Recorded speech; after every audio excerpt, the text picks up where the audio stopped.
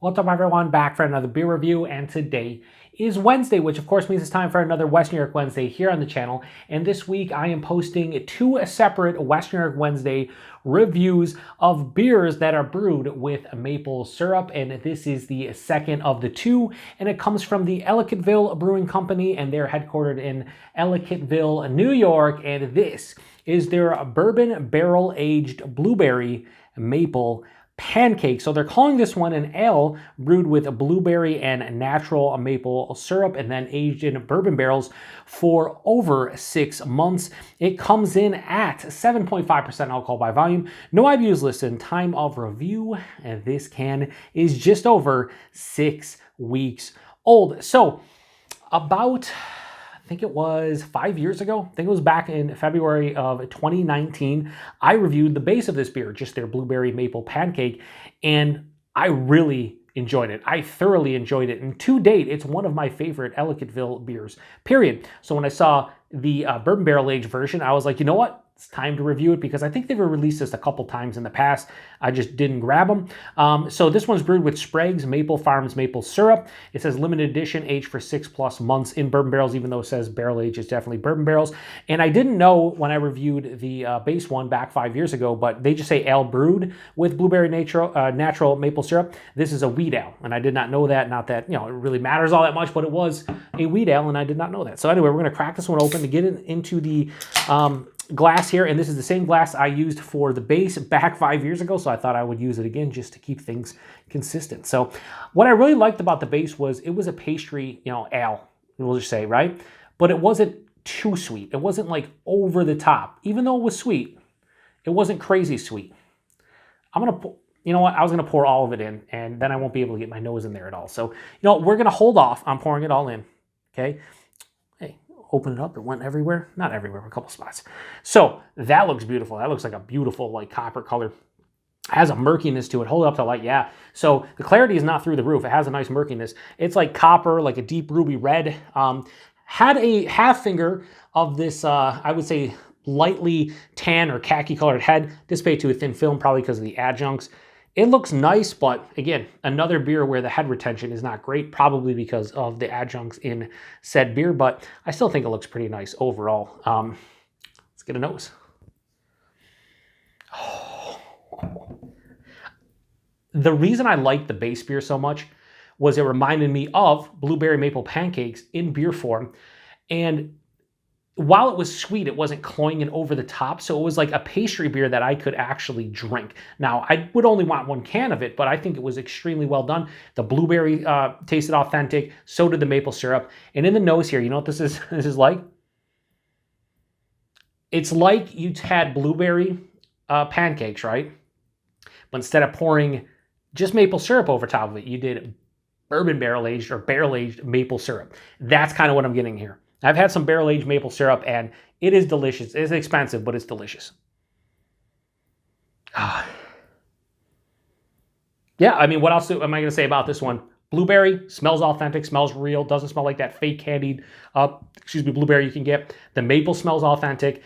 There is a nice, like, doughy, bready kind of malt character here. Again, it's a wheat ale, so it just has a nice, like, I don't want to say like pastry-esque kind of feel to it, but again, it's doughy, so it's kind of similar to a pancake, right? The bourbon, vanilla, but the spirit is there. Like the bourbon is like the slight peppery bourbon, a little bit of vanilla, a little bit of oak. Man, this smells, if this is just as good as the base, I'm gonna be super happy about it. Ellicottville for me, hit or miss over the years, right? But there are beers from them I really enjoy and some that I really don't care for, some in between. That beer, I remember, again, loving it for what it is. And this beer smells very akin to that, just with like a bourbon kick. Let's get into it. Cheers, everyone.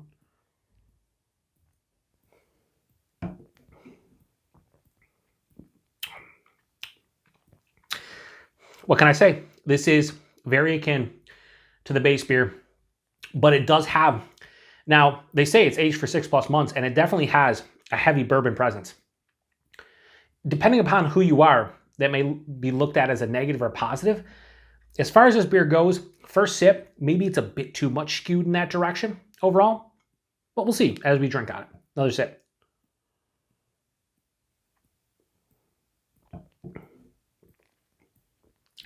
7.5%, lower side medium, approaching medium. It's a bit thin, maybe slightly thin, but not too thin. Like, it's not something that I would really, I wouldn't ding it for the thinness, but it's maybe a bit thin, a touch thin. The mouthfeel has a mild to moderate carbonation, but it does have a very nice, smooth kind of feeling overall to the mouthfeel. The taste, I would say this, after those first two, the first sip hit me and I was like, all right, I like that the bourbon is present. After that second sip though, the one thing I'm noticing is that the bourbon's a little bit overtaking the base beer. I still get, hints and nuances of the base beer, but it's kind of getting drowned out by the barrel. So we're gonna sip on a little bit more and try to, figure out where this one lands as far as enjoyability goes for myself.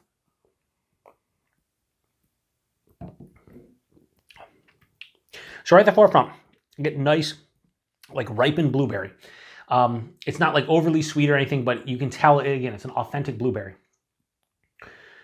Right after that, I get, again, that doughy pastry, kind of bready, biscuity, just kind of malt character, right?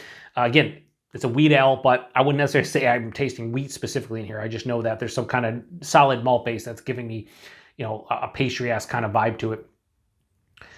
As it passes through, the maple hits, and the maple isn't as big as it was in the base as far as I remember. It was nice in that one. In this one, it's more nuanced and subtle, but it's there. Second half of the palate, or like midway through to the second half of the palate, the bourbon hits. It's peppery. There's a lot of caramel and toffee and just sweeter, like kind of fruitiness to it. The vanilla and the oak kind of accentuate the bourbon itself. But the problem I have is by the time it finishes, the bourbon kind of is the predominant note and the base beer gets kind of left in the dust a little bit. I will say the one thing I appreciate about this one is I think it's a little less sweet than the base. Because of that barrel aging, it seems to add something to it where it's not as sweet as the base was. It has like this semi-dry finish, a little bit of oak tannin dryness. Yeah, a little bit of a semi-dry oak tannin kind of dryness. This is mild to moderately bitter, more to the mild side of things. 7.5%, nice warming in the chest, nothing on the palate. I'm trying to think, do I like this as much as the base? I would say initial reaction here after like, half dozen sips, I do not, but I still like it. It's just not as good as I remember the base being. I guess it would depend on your mood. Like, are you looking for the base? Do you want just blueberry maple pancake beer? If so, then you're probably not going to want this one. But if you're in the maybe mood for bourbon, you might want to, you might gravitate towards this one. You might want to pick this one up and see. It would have been nice to do a side by side. I forgot. Also, I didn't see the regular one. I just saw this. So, and plus I shouldn't be drinking 2 7+% beers side by side all that often. Here's what I'll say about this one. I think it's good. I wish the bourbon was a little bit toned down. This is, I think, one of the issues that you sometimes get with beers that are like non-imperial strength. Like this is 7.5%, so skirting the lines, right? But like the base beer is 7. I think it's one of the issues you get where like, can the base beer kind of hold up to the barrel aging? And I don't know if necessarily the base beer is holding up to the barrel aging. They're aging it for 6+ months. Could be aged for 9 months, maybe a year. I don't know, but they say 6+ months. And I think the barrel's kind of dominating a bit too much and you're losing the base to some degree. That might work for some people. I might balance it out, because it's not as sweet. But for me, I still want that base to shine through and it's not. That said, I really do enjoy this one. I'm going to pour the rest in here and we're going to formulate a score. What would I like to see out of this one? I'd like to see a little bit more of the base come to the forefront, and I'd like to see the body specifically be a bit bigger. Not too big, but like, let's go firm medium body, maybe a touch over instead of, lower side of medium, almost approaching medium. As is though, I must say, I do enjoy this one. Just not as much as the base. So the Bourbon Barrel Aged Blueberry Maple Pancake from Ellicottville, I have no issues giving this a high 4 out of 5. I'm going to go 4.1 out of 5. Same score that I gave to, I'm pretty sure it's the same score that I gave to the Warhorse Pancakes with Churchill, which you'll see earlier today. This is just really, really good, but it could have been, a bit better with those two issues kind of nipped in the bud for me personally. But this is a fun beer. This is a fun beer, no doubt. No doubt. Anyway, put it over here. Did I do that? I always look like, Instagram. Does anybody care? No. Put it over here. Price point availability. I think this is $15.99 four pack. I paid like $4.29, $4.39 for that can. 7.5% bourbon barrel aged for 6+ months. Blueberries, pancakes. I'm okay with it. Might be a bit pricey for some. I think it's fine value. And availability is Ellicottville. Now, I was looking on the can here, and it does say that you can get a refund for the cans in Connecticut, Iowa. Iowa's kind of weird. Massachusetts, Maine, New York, Oregon, Vermont, Michigan, and California. And I also know, and I don't know if this is the case, but I'm pretty sure they get into both Ohio and Pennsylvania. So if you're in any of those states, you might be able to get Ellicottville, you might not. Would I seek this one out? I would say grab the base first, then grab this one, or maybe grab both and do a side by side. I still prefer the base, but this is one of the better series, or whatever you want to call it, from Ellicottville. I think they do it exceptionally well, and they do so by reining in the sweetness, and it doesn't become too cloying. It's sweet, no doubt, don't get me wrong, but like, I finished that other can 5 years ago, and yeah, I was done after that can, but I finished it, right? A lot of beers nowadays, I drink 3 or 4 ounces. I'm like, wow, it's too sweet. I'm going to finish the rest of this one, and I don't think the sweetness on this one touches the base one, so keep that in mind. So I appreciate everybody stopping by for another Western New York Wednesday. 2 reviews today. That's a rarity and will be a rarity going forward. I just wanted to do, I picked up 2 maple beers from Western New York. I'm like, I should do it. And then next week, I'm starting to feel hammered.